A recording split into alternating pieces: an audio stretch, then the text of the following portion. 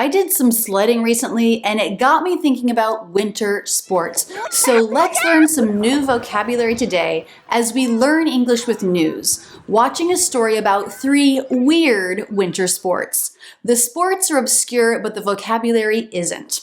We'll learn 29 words, phrases, and idioms in this news story. I just used the word obscure. It's an adjective that means not well known, not known to most people.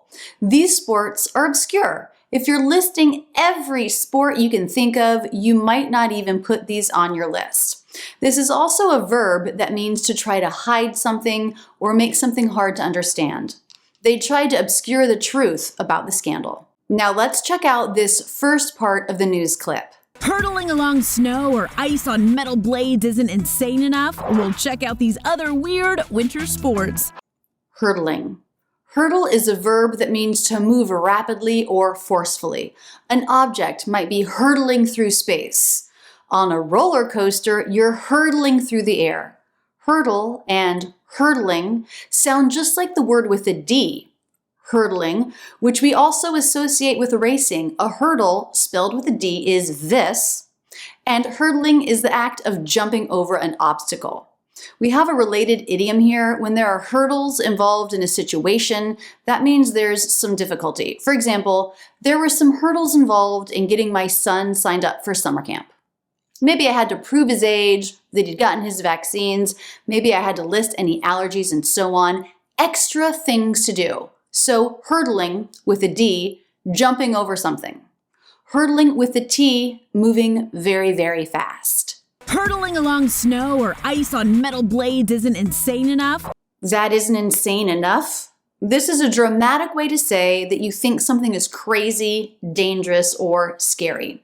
It's insane to ski a double black diamond if you're not an expert skier. We also use insane to describe something that's hard to believe. I can't believe you got a perfect score on the SAT. That's insane. Hurtling along snow or ice on metal blades isn't insane enough? We'll check out these other weird winter sports. Let's start with horse skijoring. Skijoring is putting a skier behind a horse with a 30-foot rope, asking the skier to go around 16 to 20 gates, a few jumps, and the horse to go wide open. Here in Pennsylvania, this is not a winter activity I've seen, so I did some reading, and yes, I had to look up the pronunciation, and I found that the word skijoring comes from a Norwegian word meaning ski driving. It's said to have originated as a mode of winter travel with a horse, dog, or motor vehicle pulling a person on skis through the snow. Now, skijoring is mostly a competitive sport. Let's hear that word again. Skijoring. Skijoring. 3 syllables with stress on either the first or second syllable. The narrator put stress on the second syllable here, jor. Skijoring. The man being interviewed put stress on the first syllable, ski. Skijoring is putting a skier behind a horse with a 30-foot rope, asking the skier to go around 16 to 20 gates, a few jumps, and the horse to go wide open. Wide open. This means all the way, like a door. The door wasn't cracked, it was wide open. But it also means without limits or restrictions. So if the horse is going wide open, that means it's running just as fast as it can, as fast as it wants to, no restrictions or limits. You know what this reminds me of? Hurtling, with a T, to move rapidly or forcefully.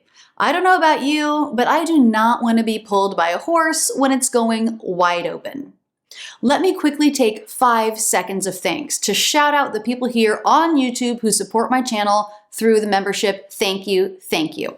Just click the join button to find out how you can support my channel and get perks like audio lessons and private posts, okay? Back to the news. Skijoring is putting a skier behind a horse with a 30-foot rope, asking the skier to go around 16 to 20 gates, a few jumps, and the horse to go wide open. Still not crazy enough? Well, the skiers also try to gather rings that are suspended along the course and stack them on their arms. There are 3 terms here that are worth taking a look at. First, the verb gather. Well, the skiers also try to gather rings. When gather is used with an object, it means to bring together into one group, collection, or place. We gathered some firewood for our campfire. But it doesn't have to be a tangible thing. Hey, we're just trying to gather some ideas here in this brainstorm. It can also mean to bring together or assemble from various places. The college is gathering faculty from all over the country for a conference. It can also be used without an object, and it means not to collect, but to bring around a central point. For example, gather around, it's time to sing happy birthday. That's like saying, come here. Or, clouds are gathering in the southeast. They're coming around a point, coming together over there in the southeast. Well, the skiers also try to gather rings that are suspended along the course. Suspended. The verb suspend has many meanings. Let's focus on the definition used here. It means to hang something or to attach an object to something above to allow free movement. The chandelier is suspended from the ceiling. In Skijoring, the rings are suspended on poles. They're free hanging to make them easier to grab. Suspend, used without an object, most commonly means to come to a stop, to cease operation over a period of time. We aren't sure if we want to keep our TV streaming service, so we suspended payments for now. The third term in that clip is stack. Well, the skiers also try to gather rings that are suspended along the course and stack them on their arms. As a noun, a stack is more or less an orderly pile or heap, a stack of books, a neat stack of notes. The verb stack can be used with or without an object, meaning to pile or arrange objects on top of each other. Let's stack the boxes in that corner. The chairs easily stack on top of each other. That means they're stackable, an adjective now, which makes it easier to store them. Once I posted this to Instagram with the caption, Friday morning face stack. Let's hear that bit again. Well, the skiers also try to gather rings that are suspended along the course and stack them on their arms. Next up, we have a couple of fantastic idioms that you can use in any context. Their use is not limited to sports. The guys that are doing it successfully have some ski racing behind them or a lot of skiing under their belt. To have something behind you. Literally, this is about order and orienting objects to one another. The wall is behind me. The camera is in front of me. But it has other meanings as well. To have something behind you means that you have experience doing something. I have some competition behind me. Or, I have some graduate work behind me. I'm not totally new at this. I've done this before. It's not my first time. They have some ski racing behind them. That is, they have some experience in ski racing. They've already done that. Be careful not to confuse this with putting something behind you, which means to forget about a bad experience to try to move on. We had a huge fight, but we've put it behind us. Another way to say you've accomplished something or have some practice doing it is to say that you have it under your belt. A lot of skiing under their belt. I read that this idiom came into English as a way to reference how much alcohol a person is drunk. But as an idiom, it means experienced. Once you've worked hard at a skill, the ability is under your belt. It's in you. You can do it. I've got over 10 years of teaching under my belt. Or, I've got 10 years of teaching behind me. Again, take care that you don't accidentally say another really similar idiom that has a different meaning, and that would be below the belt. Don't say below the belt when you mean under the belt. Hitting below the belt is when an opponent unfairly targets a weakness or vulnerability. As with boxing, you can't hit your competitor's lower abdomen. It would be too painful, and so it's prohibited. So let's say you're fighting with your partner, and they bring up something your mom said that was hard for you to deal with. In this fight, bringing that up, man, they know that you're sensitive about it. You could say, that's below the belt, or that's a low blow. Below and under, similar meanings, but below the belt and under the belt, different meanings. If you have experience, you have it under your belt. Let's go on to the next segment. The whole race only lasts about 20 to 30 seconds and takes skiers at speeds up to 40 miles an hour. Skill set is missing a few brain cells and making some calculated decisions and definitely accepting the risk. Skill set is a term you might see related to a job post. What are the skills required for the job? What are the skills that they like to see in job applicants? Those would be skill sets. So this guy is joking here that the participants are a little crazy, missing a few brain cells. We use this term to mean not smart. If you're willing to let a horse pull you up to 40 miles per hour, you might be missing a few brain cells. Let's face it, it's an insult, but he's using it jokingly. Let's hear it again. Skill set is missing a few brain cells. I love this next collocation. A collocation is a pair of words that often occur together. This collocation is an adjective plus a noun. Making some calculated decisions. Calculated decisions. Calculated. You've thought it over thoroughly. You've weighed all the risks and rewards. You've done your homework on this issue. You're not just randomly choosing. So as you're going down this course, you're making calculated decisions about how to use your body. Intentional, thought out, something you can do in the moment when you're experienced. Making some calculated decisions and definitely accepting the risk. Coming to terms with possible consequences and being okay with whatever happens. Risk acceptance. Let's keep going. Next, why waste that snow shovel on your driveway when you can use it for racing? It's kind of a crazy idea, but a lot of people end up really liking the feel of it. Felt great. Let's do it again. Shovel racing started in the 1970s at the Angel Fire Resort in New Mexico. The course is 1,000 feet long with a 400-foot vertical drop. The resort still hosts the World Championship. The record for the fastest time is 13.5 seconds at almost 75 miles an hour. Oh, wow.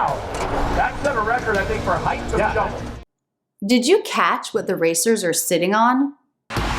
Next, why waste that snow shovel on your driveway when you can use it for racing? Not a traditional sled, but it takes you down the hill pretty quickly. And did you hear the phrase used to describe how high the hill is? The course is 1,000 feet long with a 400-foot vertical drop. Vertical drop. That's about 122-meter descent over a 305-meter length. Not very high compared to traditional skiing, but I'm not sure I'd agree to ride a shovel down that. Shovels have some very sharp edges. Vertical drop is another collocation that I hear a fair amount. Let's list some synonyms for drop. We have decline. The hill has a steep decline. Descent, going down. The descent of the trail begins here. Plunge. I often think of this with water. He jumped off the cliff and plunged into the lake. Drop off, a noun. Be careful, there's a steep drop off just offshore. Grade. There's a 5% grade on this road. A second meaning of drop as a noun is a tiny bit of fluid shaped like a sphere. A drop of rain. Eye drops. Today I will not have even one drop of alcohol. And third, drop occurs regularly as a verb meaning to fall unexpectedly or suddenly. I dropped my phone. Have you heard the idiom to drop the ball? This means to make a mistake, to not get something done. It has nothing to do with an actual ball. I missed registration for summer camp and now it's full. I dropped the ball. You can also use drop as a verb to explain that something doesn't matter anymore. I know we disagree, but let's drop it and move on. Another meaning I use, meaning to release something to the public. My new videos drop on YouTube every other Tuesday. Okay, let's take a look at the third and final unusual sport. Finally, there's fat bike racing. 3, 2, 1, begin! Off you go! You've probably seen them before, mountain bikes with tires that are at least 4 to 5 inches wide. This makes them perfect for winter races that usually take place on snow-covered cross-country type trails. There are races all over the country, but the premier race in North America takes place on the 65-mile-long American Birkebeiner Trail in Cable, Wisconsin. My bike tires are definitely not that wide. How did she describe the width of the tires? Fat bike racing. Fat bike. To link those two words smoothly, we put a stop T in fat, so it's not released. Fat bike. Fat bike racing. I like the way the landscape is described. Native speakers sometimes create strings like this. Snow-covered cross-country type trails. The formula is adjective plus adjective type or noun, noun, type. And there is no limit to how many adjectives, nouns, or complex phrases you can string together. You end the phrase with type, meaning that kind of thing. Let's practice building a couple of these descriptive strings. I'll give you a noun, and you fill in the adjectives, the descriptive phrases. Let's describe someone who's very romantic. He's a roses and chocolates type guy. You could also use of, type of guy. He's a sing love songs in public, send you gifts at work type of guy. What did you fill it in with? Share your ideas in the comments. Now try one describing a super expensive car. It's a midlife crisis, sell your house to pay for it type car. How about describing a job you've always wanted? It's my dreams come true, once in a lifetime type of job. If you think of other ways to string adjective phrases or noun phrases together, share in the comments. Last, let's look at the word premier. The premier race in North America takes place on the 65-mile-long American Birkebeiner Trail in Cable, Wisconsin. Premiere as a noun is the first performance or exhibition, the debut, the opening. It's the world premiere of a new opera. Or as a verb, the movie is premiering tonight at midnight.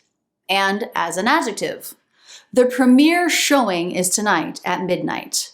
But it can also mean principal, the most important. The Met is the premier opera house in the US. Or the hotel is one of the premier resorts in the area. Here, she says this race is the premier race.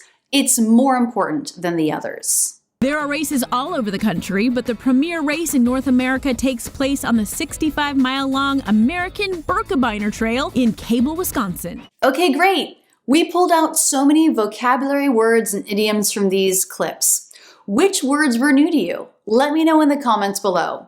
I have several other Learn English with News videos. Check them out on my YouTube channel. And be sure you subscribe with notifications on so you never miss a lesson. I love being your English teacher and accent coach. That's it, and thanks so much for using Rachel's English.